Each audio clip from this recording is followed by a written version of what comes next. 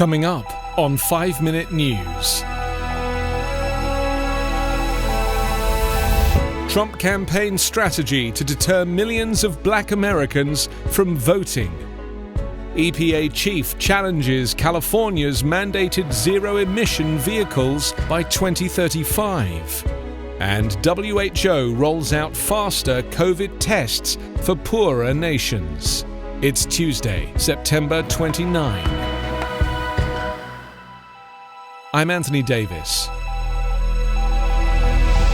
Over 3 million black voters in key states were identified by Donald Trump's 2016 campaign as people they had to persuade to stay home on Election Day to help him reach the White House.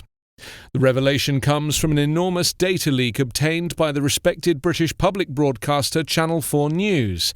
It shows that 4 years ago, the Trump campaign prepared files on almost 200 million American voters and separated some out into 8 different categories. One such category, assigned to 3.5 million black voters, was titled Deterrence. The leaked database was reportedly used by Trump's digital campaign team, which was critical to Trump's narrow victory.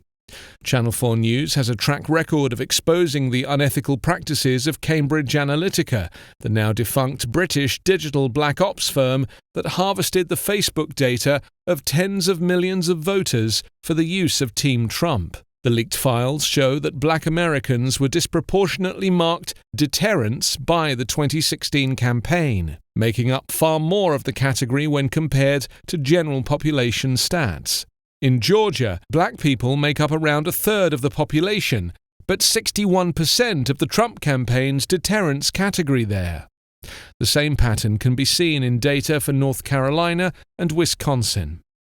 Overall, people of color, labeled by the campaign as Black, Hispanic, Asian, and other groups, made up 54% of the people in the deterrence category. In contrast, the list of voters that the campaign wanted to encourage to head out to vote were mostly white. It's impossible to say how effective the tactics were, but research shows that in 2016, black turnout fell by 8 points. The data does not offer a complete picture of exactly how the deterrence list was exploited, though it's likely that it was used to help the campaign micro-target people on Facebook in the months leading up to Election Day in 2016. The head of the U.S. Environmental Protection Agency questioned California Governor Gavin Newsom's plan to require all new passenger vehicle sales in 2035 to be zero-emission models. EPA Administrator Andrew Wheeler said the plan raises serious questions regarding its legality and practicality, and claimed it could cause problems for the state's electrical grid. He also declared the move could be subject to federal approval, saying it may require California to request a waiver to US EPA. The EPA in 2019 issued rules barring California from requiring the sale of electric vehicles. A court challenge is pending. Wheeler's exchange with Democratic-led California comes as Republican President Donald Trump seeks to win votes in Midwestern auto manufacturing states in the November 3rd presidential contest.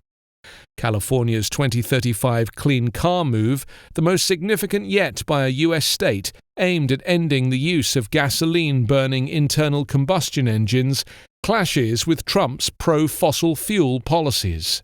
California accounts for around 11% of all U.S. vehicle sales, and many states adopt its green vehicle mandates.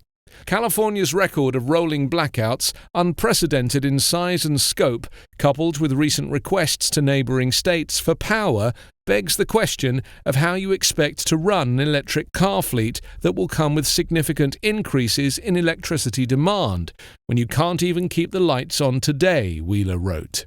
California, on just 2 days last month, imposed rolling blackouts on around 400,000 customers during an oppressive heat wave. The state's grid operator blamed outages on a gas plant suddenly dropping offline, low wind power, and a lack of imported electricity from other states due to scorching temperatures across the West. The World Health Organization announced on Monday it and leading partners have agreed to a plan to roll out 120 million rapid diagnostic tests for the coronavirus to help lower and middle-income countries make up ground in a testing gap with richer countries, even if it's not fully funded yet.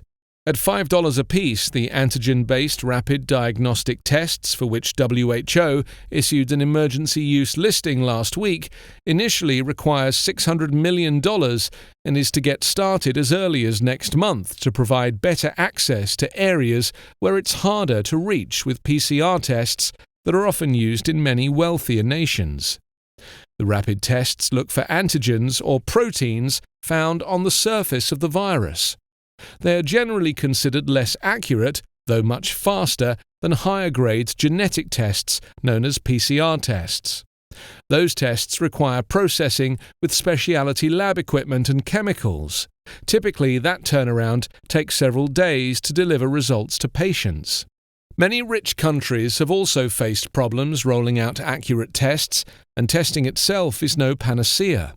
Countries like France and the United States have all faced backlogs and hiccups at times, and rapid tests in Britain and Spain turned out to be inaccurate.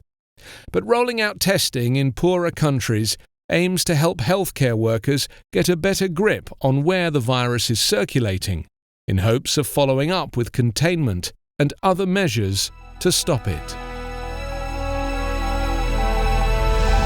You can subscribe to 5 Minute News on YouTube with your preferred podcast app. Ask your smart speaker or enable 5 Minute News as your Amazon Alexa flash briefing skill.